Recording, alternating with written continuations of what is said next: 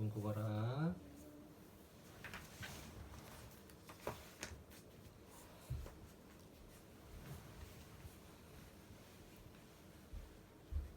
백두산 장생초, 인성 덕모, 끈기, 인성 열기. 조금만 올라가면 되는데, 어이쿠, 그냥 포기할까? 아니야, 끈기를 갖고 끝까지 올라가야 장생초를 얻을 수 있어. 인성사전, 쉽게 단념하지 아니하고 끈질기게 견디어 나가는 기운을 끈기라고 해요. 인성전래 사자성어, 천신만고, 일천천 매울신, 일만만 쓸고, 천가지 매운 것과 만가지 쓴 것이라는 뜻으로 온갖 어려운 고비를 다 겪으며 심하게 고생함을 이르는 말이에요. 높고 낮은 봉우리들이 병풍처럼 서 있는 백두산 언저리 외딴 마을에 홀어머니를 모시고 사는 아들이 있었어. 부지런한 아들은 이웃집 일을 도와주기도 하고 산에서 나무를 해다 팔기도 했지. 한 짐 가득 뗄나무를 쥐고 산을 내려오던 아들은 가을 햇볕에 잘 익은 다래를 발견했어. 와, 벌써 탱글탱글 먹음직스럽게 익었네. 다래를 따다 드리면 어머니가 좋아하실 거야. 아들의 얼굴에 싱글벙글 웃음꽃이 피었지. 가을이 깊어가면서 시름시름 앓던 어머니가 몸져 누웠어. 아들은 용하다는 의원에서 약을 지어다 드렸지만 어머니의 병은 쉽게 낫지 않았어. 얘야, 이만하면 오래 살았다. 어머니는 자기 때문에 아들이 고생하는 것 같아 마음이 더 아팠지. 어머니, 더 오래오래 사셔야죠. 제가 꼭 어머니의 병을 고쳐드릴게요. 아들은 마음이 약해진 어머니를 위로해드렸어. 좋다는 약은 다 써봤지만 어머니의 병은 점점 더 깊어졌어. 아들은 마을에서 지혜롭기로 소문난 노인을 찾아갔지. 어머니의 병세를 들은 할아버지는 담뱃대를 문 채 곰곰이 생각에 잠겼어. 할아버지, 어머니의 병을 낫게 할 방법이 없을까요? 글쎄, 장생초라는 약초를 먹으면 어떤 병이라도 씻은 듯이 낫는다고 하던데. 장생초라고요? 순간 아들의 귀가 번쩍 뜨였어. 할아버지, 장생초는 어디에 가면 구할 수 있나요? 백두산은 신성한 곳이니 있을는지 모르지. 마음이 급한 아들은 자리에서 벌떡 일어났어. 설마 이 겨울에 백두산 꼭대기에 올라가려고? 네, 장생초가 있는 곳이라면 어디든 가야죠. 아들의 마음은 어느새 백두산 꼭대기에 가 있었어. 꼭 장생초를 구해서 어머니의 병을 고쳐드려야지. 아들은 바람같이 할아버지의 집을 나섰지. 다음 날, 아들은 날이 밝기도 전에 집을 나섰어. 초겨울 쌩쌩 부는 칼바람이 뺨을 애는 듯 했지만 아들은 아랑곳하지 않고 발걸음을 재촉했어. 사각사각 낙엽이 쌓인 숲속을 지나고 굽이굽이 산길을 돌고 돌아 높고 낮은 봉우리를 넘었지. 아침 햇살이 하얗게 퍼질 무렵 아들은 백두산에서도 가장 높은 봉우리 밑에 다다랐어. 우중충한 구름이 걸려있는 산봉우리가 보기에도 험준하고 가팔라 보였지. 칼바람은 몹시 매섭고 독한 바람을 말합니다. 울퉁불퉁 기이하게 생긴 절벽을 끙끙 기어오르면 또다시 까마득한 낭떠러지가 나왔어. 이제 조금만 더 올라가면 돼. 곧 장생초를 구할 수 있을 거야. 그런데 아들은 백두산에서 가장 높은 산봉우리에 드디어 아들은 백두산에서 가장 높은 산봉우리에 올랐어. 그런데 이럴 수가.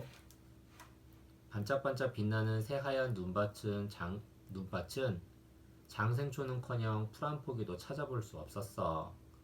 어머니의 병을 고칠 수 있다는 희망이 물거품처럼 사라졌지. 아, 이제 어머니의 병은 어떻게 고치지? 아들은 후들후들 떨리는 몸을 주체하지 못하고 자리에 털썩 주저앉았어. 이내 아들의 눈에 그렁그렁 눈물이 차올랐지. 아들은 힘없이 타박타박 산을 내려왔어. 여보게 젊은이, 왜 그렇게 기운이 없는가? 꼬부랑 할머니가 아들을 불러 세웠어. 할머니, 이렇게 험준한 산에 어떻게 올라오셨어요? 나야 백두산에서 나고 자랐으니 이곳 지리는 훤하지. 그럼 장생초라는 약초를 보신 적이 있나요? 그런 이름을 가진 약초는 들은 적도 본 적도 없어. 실망해서 뒤돌아서는 아들의 팔을 할머니가 잡아당겼어. 할머니, 이 씨앗 좀 산꼭대기에 올라가 뿌려주게. 할머니의 부탁에 아들은 눈앞이 캄캄했지만 어머니 생각에 차마 거절할 수 없었지.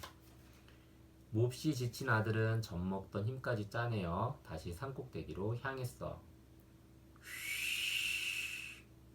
거센 바람에 눈도 제대로 뜰 수 없었지.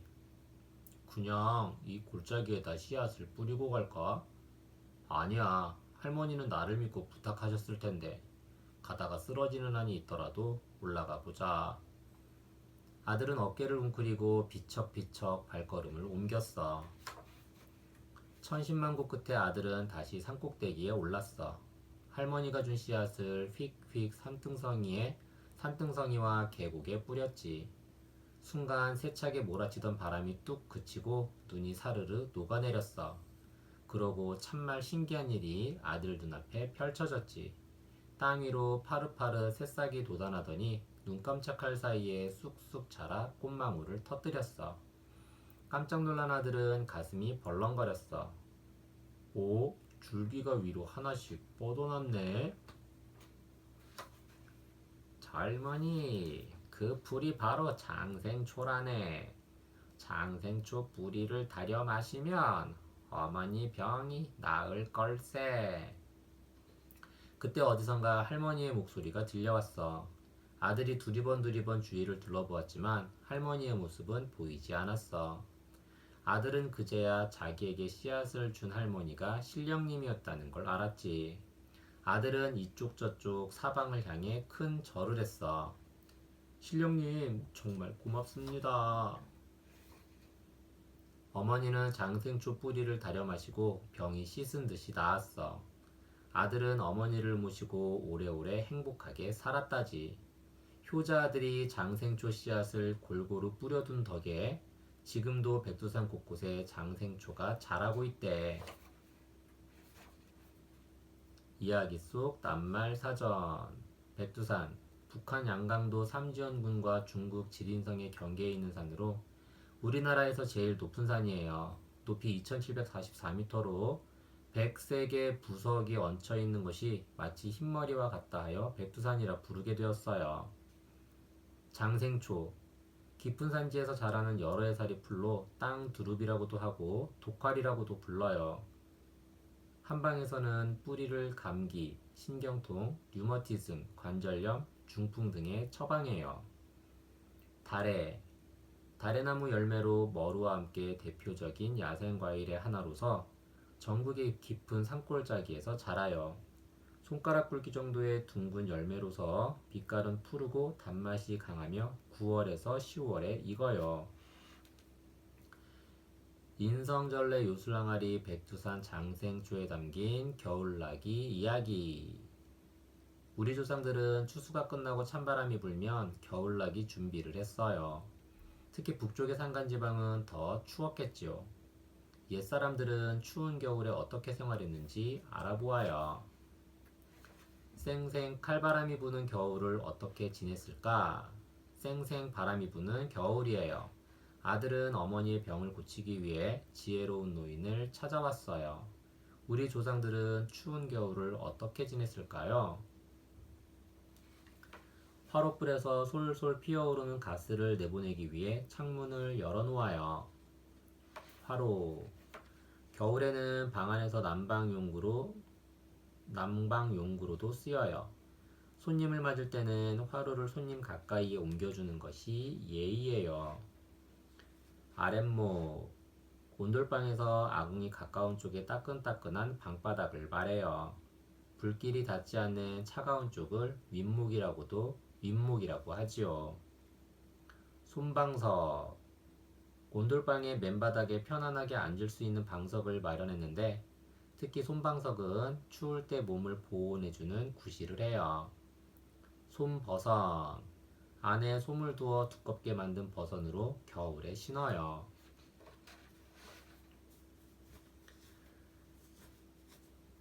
쌩쌩 칼바람이 부는 겨울은 너무 추워요. 찬바람이 부는 겨울이에요. 높디 높은 백두산 꼭대기에는 벌써 흰 눈이 덮여 있어요. 아들은 어머니의 병을 빨리 낫게 하고 싶어서 겨울 채비도 갖추지 못하고 백두산에 올랐어요. 우리 조상들은 추운 겨울에 어떻게 입었을까요? 우리나라에서 가장 높은 산인 백두산은 백두대간의 기본 산줄기로 가장 높은 봉우리인 병사봉은 2744m이고 2500m가 넘는 높은 봉우리도 16개가 있어요. 단군 신화의 탄생 성지이기도 한 백두산은 휴화산으로 언젠가는 화산활동을 다시 할 거예요. 산꼭대기에는 칼데라호인 천지가 있는데 압록강과 두만강, 송화강이 시작되는 곳이기도 하지요. 백두산에는 검은 담비, 수달, 사양노루, 호랑이 등 희귀 동물이 살고 있어요. 또한 300과 2700종의 식물이 분포되어 있는데 흰 병꽃나무, 구름꽃다지, 백리향 등은 백두산에서만 살아요. 풍차, 남자 여자 모두 사용한 겨울 모자로 귀와 뺨, 턱을 가리는 볼기가 달려 있어요. 목도리, 목 부분의 추위를 막아주어요. 토시, 손목에서 팔꿈치까지 솜이나 털 가죽을 덧대어 만든 것으로 팔에 껴요. 갓저고리, 짐승의 털 가죽으로 안을 대어 지은 저고리예요. 멱신, 지프로 엮어 만든 방한 신발이에요. 동구마 신이라고도 해요. 배작, 추울 때 저고리 위에 덧입는 옷으로 조끼와 비슷해요. 안에는 토끼와 너구리의 털을 넣었어요. 솜버선, 안에 솜을 두어 두껍게 만든 버선이에요. 설피, 눈이 많이 내리는 산간 지역에서 눈밭을 걸어갈 때 신발에 덧대 신던 덧신이에요. 철학이 담긴 생각 장면. 아들은 장생초를 찾을 수 있을까요? 아들은 장생초를 찾아 백두산으로 떠났어요. 하지만 장생초를 찾는 일은 쉽지 않았지요. 아들은 장생초를 찾기 위해 어떤 노력을 했나요? 아들이 한 행동을 하나씩 떠올려 보세요. 만약 여러분이 아들이라면 그 험하고 높은 백두산까지 장생초를 찾으러 갈 수 있었을지 생각해보고 이야기해보세요. 아들은 장생초를 찾지 못한 채 산을 내려오다 꼬부랑 할머니를 만났어요. 할머니는 지치고 힘든 아들에게 다시 산꼭대기에 올라가 씨앗을 뿌려달라고 부탁했어요. 만약에 아들이 짜증을 내면서 거절을 했다면 장생초를 구할 수 있었을까라는 상상을 통해 마음껏 새로운 이야기를 꾸며보세요. 이야기 속 속담사전. 고생 끝에 낙이 온다. 고생스러운 일을 겪으면 사람은 당연히 짜증을 내고 힘들어할 거야. 하지만 어려운 일이나 고된 일을 잘 견뎌내면서 복이 온다는 희망을 가지고 있으면 더 좋은 일이 생길 수도 있단다. 알쏭달쏭 논술산맥. 진짜 장생초를 찾아라. 아들이 장생초를 찾아 백두산으로 갔어요. 백두산 꼭대기에 도착한 아들은 3개의 약초를 발견했어요. 하지만 이 가운데 어떤 것이 장생초인지 헷갈렸죠. 지혜로운 노인의 이야기를 잘 듣고 어떻게 생긴 것이 장생초인지 알아맞혀 보세요. 노인의 이야기를 자세히 살펴보면 어떤 모양을 설명하는지 짐작할 수 있어요. 다음 약초들의 모양을 잘 살펴보고 노인이 설명하는 것과 같은 모양이 어떤 것인지 찾아보세요. 이것은 이야기를 듣고 모양을 짐작해보는 활동을 통해 관찰력과 상상력을 기르는 활동이에요. 장생초는 줄기가 위로 하나씩 뻗어 있는데 잎이 어긋나고 꽃은 하얀색이야. 그리고 뿌리는 여러 겹뿌리가 길게 뻗어나가지.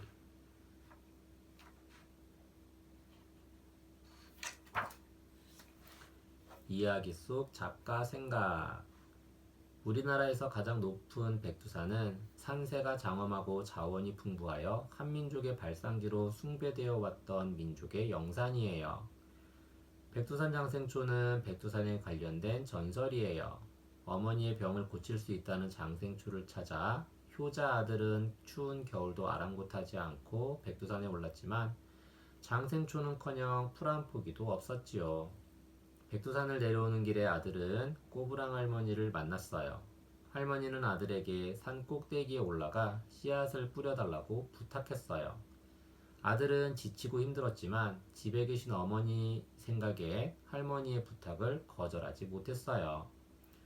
힘든데 그냥 골짜기에다 뿌릴까?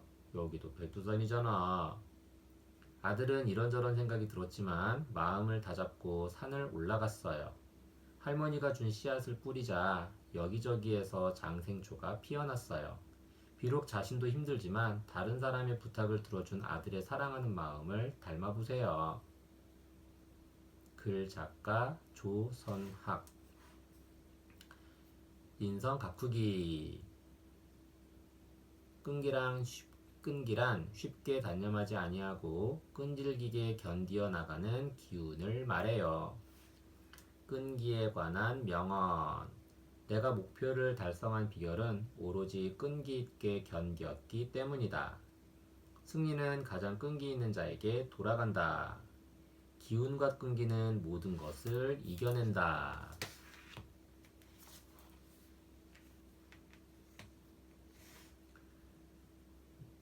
우렁이 각시. 피리는 속이 빈 대에 구멍을 뚫고 불어서 소리를 내는 악기를 통틀어 이르는 말이에요. 우리나라는 고구려 시대 때부터 피리를 사용했다는 기록이 있어요. 음색과 음량이 풍부하여 전체적인 음을 이끄는 역할을 해요. 인성덕목, 정의, 인성열기. 나와 시합을 해서 자네가 이기면 땅을 주고 내가 이기면 우렁이 각시를 데려오겠네. 사또가 정의롭지 못한 시합을 하다니 부끄러운 일이야. 원님 어찌 이런 시합을 하신답니까? 인성사전. 진리에 맞는 올바른 도리를 정의라고 해요. 인성전래 사자성어. 백년해로. 일백백 해년 함께해 늙을로. 부부가 되어 한평생을 사이좋게 지내고 즐겁게 함께 늙음을 이르는 말이에요. 아주 먼 옛날 깊은 산골 마을에 혼자 사는 총각이 있었어요. 굽이굽이 산이 높고 험해 찾아오는 사람이 없어 총각은 늘 외로웠죠. 하루는 총각이 밭에서 일을 하는데 이상한 일이 생겼어요. 이 밭에 고구마 심으면 누구랑 먹지? 하며 총각이 중얼거리는데 나랑 나눠 먹지 하는 소리가 들려왔어요. 깜짝 놀란 총각이 숨죽이고 있다가 다시 조심조심 혼잣말을 해보았어요. 이 밭에 옥수수 심으면 누구랑 먹지? 나랑 나눠 먹지. 총각은 살금살금 소리나는 쪽으로 갔어요. 이 밭에 감자 심으면 누구랑 먹지? 나랑 나눠 먹지. 이게 뭐야? 우렁이잖아. 마침 심심했는데 우렁이하고 말벗이나 해야겠다. 바위 틈에서 우렁이를 발견한 총각은 우렁이를 집으로 가져갔어요. 다음날 총각은 우렁이를 넣어둔 항아리를 보고 말했어요. 우렁아, 일하고 올게. 그럼 난 집에서 기다리지. 우렁이의 목소리가 가물가물 들리는 듯 했지요. 총각은 서둘러 밭으로 나갔어요. 어스름한 저녁이 되어서야 집으로 돌아온 총각은 자기 눈을 믿을 수가 없었어요. 마루에 김이 무럭무럭 나는 하얀 쌀밥과 국이며 반찬이 가지런히 차려져 있었으니까요. 그 다음 날도 총각이 일을 끝내고 집으로 돌아오면 따뜻한 밥상이 차려져 있었어요. 누굴까? 누가 밥을 해놓고 갔을까? 총각은 밤이나 낮이나 그 생각만 했어요. 아이고 답답해라. 이러다 나 죽겠네. 누가 그랬는지 내일은 꼭 알아내고야 말겠어. 다음날 총각은 일하러 가는 척 나가다가 울타리 뒤에 숨어서 집안을 지켜보았어요. 잠시 후 항아리에서 신비한 향기가 뭉게뭉게 피어오르더니 달처럼 환한 여인이 스르르 나타났어요. 깜짝 놀란 총각은 정신이 얼떨떨했어요. 우렁이가 각시가 되었나? 총각은 쏜살같이 부엌으로 달려갔어요. 그리고 각시의 손을 덥석 잡았지요. 각시, 우렁이 각시, 내 색시가 되어줘요.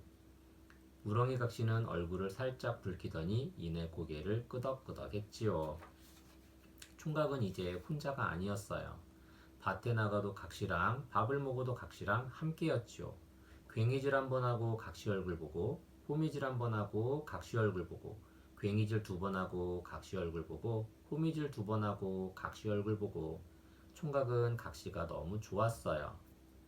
서방님, 그렇게 제 얼굴만 보시면 어떡해요? 허허, 각시가 너무 예쁘니까 그렇지. 그러다 제 얼굴 다 닳겠어요. 총각이 예쁜 각시를 얻었다는 소문은 금세 아랫마을에까지 퍼졌어요. 욕심 많은 원님도 이 소식을 듣게 되었지요. 원님은 일부러 산골마을에 가서 우렁이 각시를 몰래 훔쳐 보았어요. 듣던 대로 천하제일 미인이구먼. 원님은 우렁이 각시를 아내로 삼고 싶어졌어요. 그래서 총각을 관하로 불렀지요. 자네가 이 마을에서 일을 제일 잘한다는 소문이 있던데 나와 저 산에 있는 나무를 빨리 베는 시합을 해보세. 총각이 총각이 이기면 많은 땅을 주고 원님이 이기면 우렁이 각시를 데려가겠다고 했죠. 총각은 그만 털썩 주저앉았어요. 원님이야 다른 사람을 시켜도 되지만 총각은 원님을 이길 방법이 없었기 때문이지요. 고민하던 총각은 우렁이 각시에게 이 이야기를 털어놓았어요. 그러자 우렁이 각시는 총각에게 가락지 하나를 주며 바닷물에 던지라고 했어요. 바닷가에 도착한 총각은 바다 한가운데를 향해 가락지를 힘껏 내던졌어요. 그러자 돌개바람이 몰아치더니 파도가 거칠게 치솟았어요. 어느 놈이 날 부르느냐? 아이고 용왕님 살려줍시오. 전 우렁이 각시가 가락지를 주어서 던졌을 뿐입니다. 허허, 그럼 네가 내 사위로구나. 내 선물을 하나 줄 터이니 무슨 일이 생길 때마다 이 조롱박을 열거라. 총각은 조롱박을 가지고 산으로 갔어요. 총각이 조롱박 마개를 열자 꼬마 장정들이 쪼르르 줄지어 나와 순식간에 쓱싹쓱싹 나무를 몽땅 베고는 사라졌어요. 총각이 내기에서 이기자 화가 난 원님은 다른 시합을 하자고 했어요. 이번에는 말을 타고 먼저 강을 건너는 사람이 이기는 시합이었지요. 강가에 도착한 총각이 조롱박을 열었어요. 그런데 비루먹은 말이 나오는 게 아니겠어요? 아이고 다 망했네. 이러다가 우렁이 각시 빼앗기겠네. 실망한 총각이 탄식하자 시들시들하던 말이 갑자기 번개처럼 휙 내달리는 것이었어요. 원님, 이번에도 제가 이겼습죠? 총각은 뒤따라오는 원님을 향해 희죽 웃었어요. 머리 꼭대기까지 화가 치민 원님은 배를 타고 바다 건너기 시합을 하자고 했어요. 총각이 조롱박을 열자 작은 조각배가 나왔어요. 원님의 배는 둥둥 북소리에 맞춰 바다로 나갔어요. 총각은 작은 조각배에 노를 휘휘 저으며 바다로 나아갔죠. 그때 집채만한 파도가 밀려와 원님의 배를 꿀꺽 삼켜버렸지요. 그렇게 세 번째 내기에도 못된 원님을 이긴 총각은 우렁이 각시와 아들 딸을 낳고 오래오래 행복하게 살았어요. 이야기 속 낱말 사전. 우렁이. 물이 고여있는 논이나 웅덩이에 살고 있는 우렁이는 소라와 비슷한 생김새로 어두운 녹색의 껍데기를 가지고 있어요. 우리나라에 널리 퍼져 살고 있으며 해롭지 않은 동물이에요. 흔히 고둥이라고도 불러요. 각시.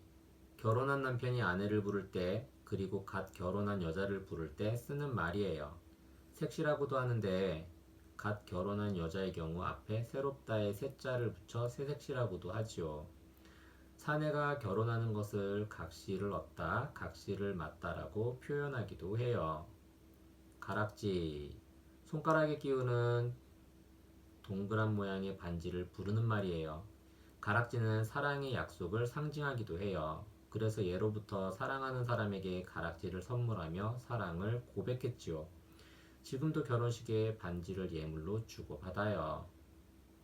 인성절레 요술 항아리. 우렁이 각시에 담긴 부부 이야기. 남자와 여자가 만나 가족을 이루며 사는 것은 더없이 아름다운 모습이에요. 하지만 서로의 약속이니만큼 지켜야 할 것도 많지요. 옛날 사람들은 부부간의 사랑을 기원하며 결혼식에 어떤 물건들을 주고받았는지 자세히 살펴보아요. 이야기 속 문화 산맥.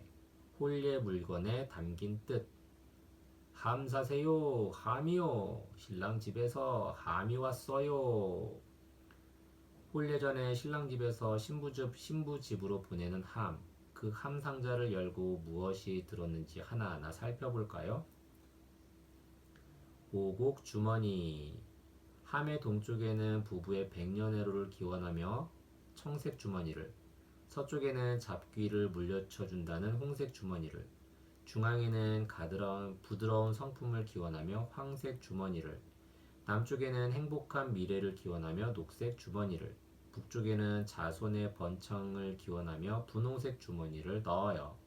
주머니 안에는 대추, 은행, 밤, 목화씨, 팥 등을 넣는데 지역에 따라 내용물은 조금씩 달랐어요.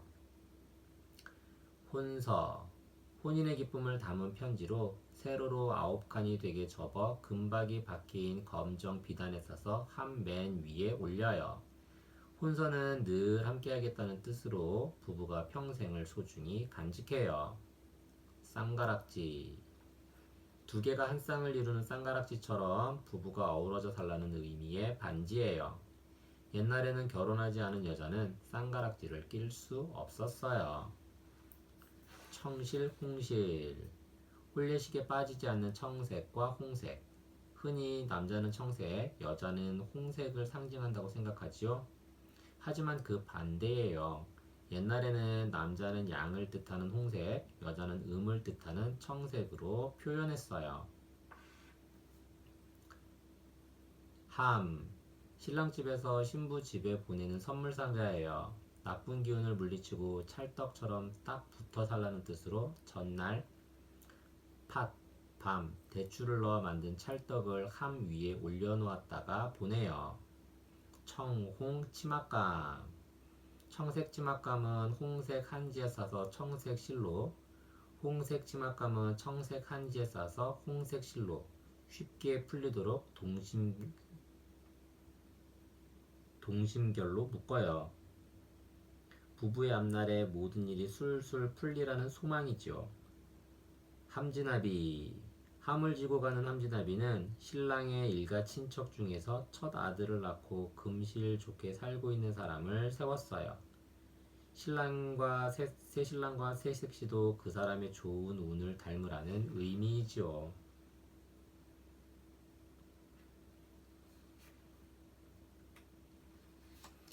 홀례상에 올리는 물건에 담긴 뜻. 신랑 신부가 백년해로하게 해주소서. 홀례식 날 신랑은 나무 기러기를 놓고 절을 해요. 표주박에 술을 나누어 마시고요. 홀례식에 놓이는 것들은 나뭇가지 하나에도 모두 행복한 결혼 생활을 위한 기원이 담겨 있어요. 홀례식 날 놓이는 물건들을 하나하나 살펴볼까요? 나무 기러기. 옛날 사람들은 기러기가 북쪽에 있는 9개의 별의 나라가 혼인 소식을 전하고 부부가 100년 동안 금실 좋게 잘 살도록 지켜준다고 믿었어요. 실제로 기러기는 자기 짝이 죽어도 새로운 짝을 찾지 않는 금실 좋은 동물로 알려져 있어요. 암탉과 수탉. 암탉은 청색 보자기에 싸고 수탉은 홍색 보자기에 싸서 올려놓아요.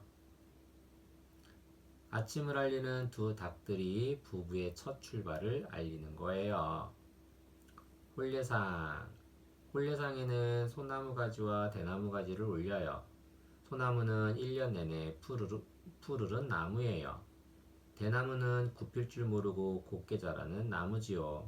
두 나무처럼 변하지 않는 사랑을 하라는 뜻이 담겨 있어요. 표주박. 혼례식이 진행되면 신랑과 신부는 표주박에 술을 나누어 마셔요. 하나인 것을 쪼개 만든 표주박처럼 늘 둘이 하나가 되어 살라는 뜻이 담겨 있어요. 혼례 음식. 혼례를 국수 먹는다라고 표현하기도 해요. 그만큼 대표적인 혼례 음식이 국수예요. 긴 국수처럼 오래오래 부부의 연을 맺으며 살라는 의미를 담고 있어요. 국수 외에도 찰떡처럼 살라는 찹쌀로 만든 떡, 그리고 전과 신선로 같은 귀한 음식을 차려 신부의 앞날을 축복했어요. 철학이 담긴 생각 장면. 총각은 원님과의 시합에서 이길 수 있을까요? 큰일이군요. 농사 짓는 재주밖에 없는 착한 총각이 무슨 수로 원님을 이길까요? 혼자 바다를 보고 앉은 총각은 지금 무슨 생각을 하고 있을까요? 원님과의 시합에서 이길 수 있는 방법을 생각하고 있을까요? 아니면 도무지 이길 방법이 없어 상심에 빠져 있는 걸까요? 여러분이 만약 총각이라면 어떤 해결 방법을 찾겠어요? 총각이 원님과의 시합에서 이길 수 있는 해결 방법을 이야기해 보세요. 옛 이야기 속에서는 힘은 없지만 어진 마음을 가진 사람이 힘을 이용해 욕심을 부리는 사람을 보기 좋게 누르고 승리하지요. 이는 세상을 살아갈 때 어진 마음이 큰 힘을 발휘하게 된다는 의미이지요. 용왕님이 힘없는 총각에게 준 조롱박이 상징하고 있는 의미를 잘 생각해 보세요. 조롱박은 총각의 어질고 진심 어린 마음이 가져다 준 복이에요. 이야기 속 속담사전. 99섬 가진 사람이 한 섬 가진 사람의 것을 빼앗으려 한다. 욕심 많은 원님은 가진 게 많은데도 더 많은 것을 갖고 싶어 했어. 욕심은 끝이 없는 거야. 가진 게 많든 적든 서로 나누고 아끼며 살아가야 해. 알쏭달쏭 논술산맥. 새참 식단표 만들기. 우렁이 색시가 밭에서 일하는 총각을 위해 새참을 차려왔어요. 색시와 총각이 맛있게 먹고 있는 음식이 어떤 것인지 살펴보세요. 그리고 내가 차려간다면 어떤 음식들을 차려갈까를 생각해보고 새참 식단표를 만들어 보세요. 우리나라의 음식 종류에 대한 정보를 간단히 알아보고 내가 새참을 싸게 된다면 어떤 음식을 준비할지 생각해 보세요. 그리고 요즘 먹는 음식과 옛날 사람들이 먹던 음식은 무엇이 다르고 무엇이 똑같은지 이야기해 보면서 우리 음식의 소중함을 생각해 보세요.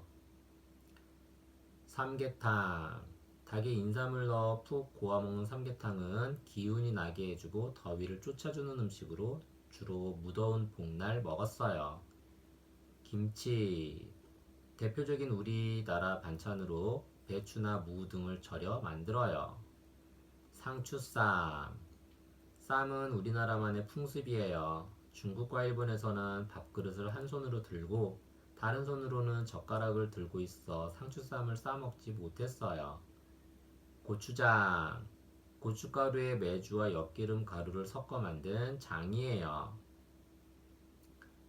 쌀밥. 벼농사를 짓는 우리나라에서는 쌀밥이 주된 음식이었어요. 간장, 된장. 항아리에 메주와 소금물을 넣고 60일 정도가 지나면 간장이 완성되고 걸러낸 메주는 된장이 돼요. 우리나라의 음식 맛을 내는 대표적인 장이에요. 진달래 화전. 지금 우리가 쓰는 후라이팬과 같은 번철에 찹쌀 반죽과 진달래 꽃잎을 얹어 만든 떡이에요. 번철이 없으면 소뚜껑을 엎어 사용했어요. 이야기 속 작가 생각. 우렁이각시에 등장하는 총각은 산속에서 홀로 살았어요. 그리고 보잘것없는 우렁이에게도 친근하게 대하며 생명으로서 존중해 주었지요. 하지만 원님은 어땠나요? 많은 것을 누리고 사는데도 총각의 아내를 데려가려 욕심을 부렸어요. 총각과 우렁이각시의 마음을 모두 무시한 채 말이에요. 하지만 착한 총각은 용왕님의 도움을 받아 우렁이각시와 행복하게 살 수 있었어요. 한편 자기 욕심만 부리던 원님은 큰 벌을 받았지요. 우렁이각시를 통해 우리 조상들이 들려주는 가르침은 바로 배려와 존중이에요. 이야기 속의 총각처럼 다른 사람을 배려하고 존중하는 모습이 지금 당장은 조금 손해를 보는 듯 보일지 몰라요. 하지만 결국에는 큰 복을 가져다 준답니다. 여러분이 이 이야기를 통해 친구와 가족을 배려하고 존중하는 마음을 갖도록 노력하는 기회가 되었으면 합니다. 글 작가 김근주. 인성 가꾸기. 정의란 진리에 맞는 올바른 도리를 말해요. 정의에 관한 명언. 정의 속에서만 사회 질서가 중심이 된다. 사람이 서로 해치지 않게 하는 것이 정의의 역할이다. 정의는 외부에서 오는 것이 아니라 내적 평온으로부터 온다.